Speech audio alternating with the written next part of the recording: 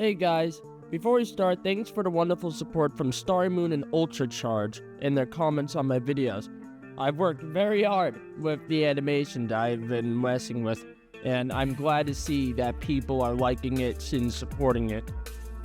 It means a lot. Here's a montage of me going over the Great Bladers and introducing myself.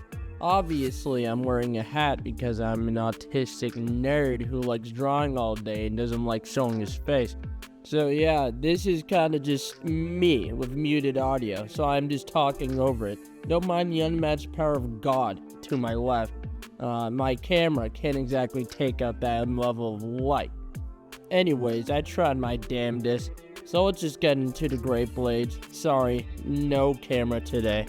Blah blah blah blah blah blah. So, what are Great Bladers? They're a species of monkey that evolved in the thermal heights of planet Doom, the world that the story takes place on.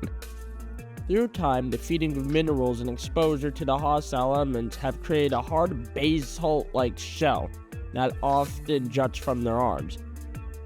Heat builds up inside their bodies to create a tight muscle structure that constantly keeps their blood pumping at a rate that keeps them energized.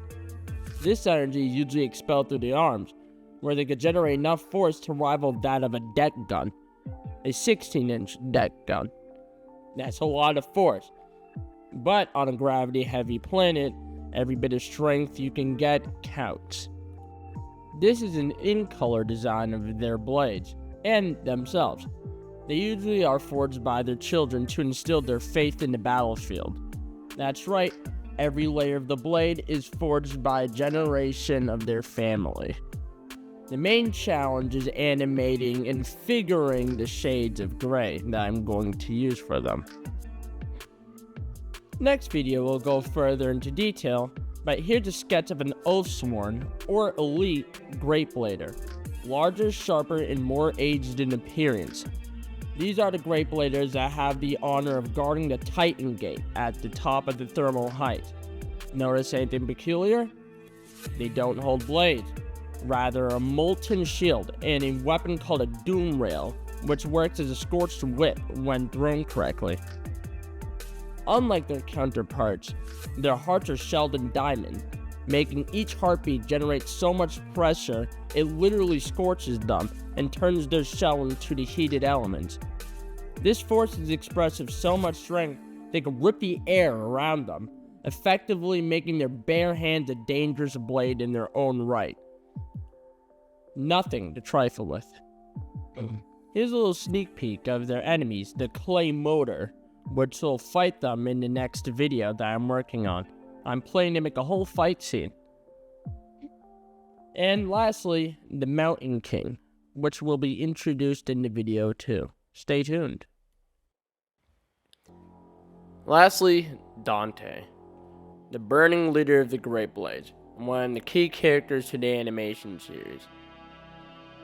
To truly understand Dante, we must look into his conditions. Day and night for more than a century, Dante has dug within the maw of Dark Age, otherwise known as the biggest volcano their world holds. Layer after layer of the world's crust, his bare hands crushed into until his body became pitch black from burning impact. Within the volcano quells a massive gravity, far greater than the world's surface, but his heart endures, pumping pressure through the inferno of a body that he holds. Inspired off of the Divine Comedy, Dante's Inferno, which each layer that he got to, he grabbed its most potent metal and forged a layer of his blade with it. He got to 7 layers and made peace with the fact that he will be its 8th. He's his own blade, his own treasure, his own power. He only returned once ever to go save his people from their own Elder Titan, eating its heart and scorching its blood to his blade, then splaying its veins all over the Titan Gate to seal it with an Elder's strength. Only the hero who can rip the veins off the gate will be able to speak to him. God bless their soul. Now that we've come to understand this, we can only imagine him outside of the volcano. Without the gravity holding him down, his body becomes a reactor of heat and pressure. literally igniting his shell into a flaming twister. The heat escaping his body makes even his glare light things ablaze. And if all isn't enough, then he could breathe a river of fire only a god could withstand.